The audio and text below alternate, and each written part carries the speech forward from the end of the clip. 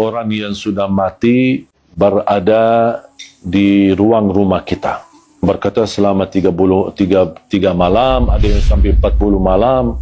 Kasihanlah, ruhnya lagi diam di rumah, jasadnya di kuburan. Terus ngapain jasadnya di situ, kasihan sendirian? Kalau orang sudah di alam kubur, kemudian akan dikembalikan ruhnya. Buat apa Allah kembalikan ruh? Supaya proses langkah awal hisab. Tapi hisab yang masih istilahnya ringan, menghadap mungkar nakir.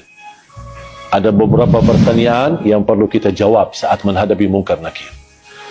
Seandainya kita berhasil lolos dari pertanyaan dan kita bisa menjawab seluruh pertanyaan mungkar nakir, berarti akan kita menikmati.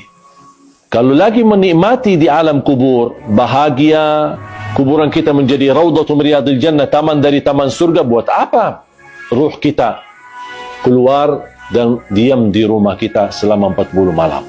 Sebaliknya, kalau kita tidak lulus untuk menjawab pertanyaan mungkar nakir, berarti kita akan menghadapi kesiksaan yang amat pedih di dalam kubur.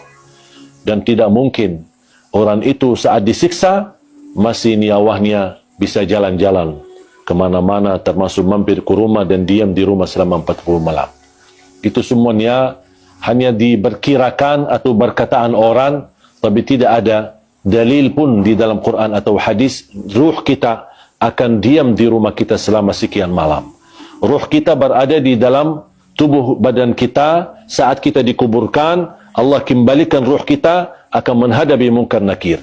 Kalau anda lagi menikmati bahagia, berarti akan merasakan kenikmatan tersebut bukan hanya jasad kita, tapi jasmani dan rauhani kita. Kalau ruh kita terpisah dan dia diam di rumah untuk melihat kondisi dan keadaan di rumahnya, bagaimana keluarganya. Terus kalau ada di antara keluarga, ketika ada ruh seorang meninggal, dia masuk ke rumahnya.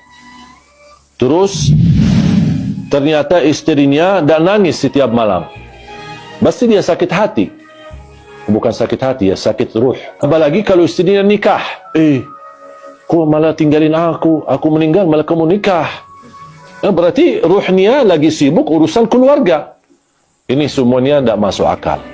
Makanya jemaah sekalian, jangan terlalu percaya hal-hal yang aneh-aneh. Kalau kita bahagia di alam kubur, berarti ruh kita akan disibukkan dengan kebahagiaan. Kalau kita lagi di alam kubur disiksa, na'udzubillah min zalik, berarti ruh kita akan kesibukkan dengan azab, na'udzubillah min zalik.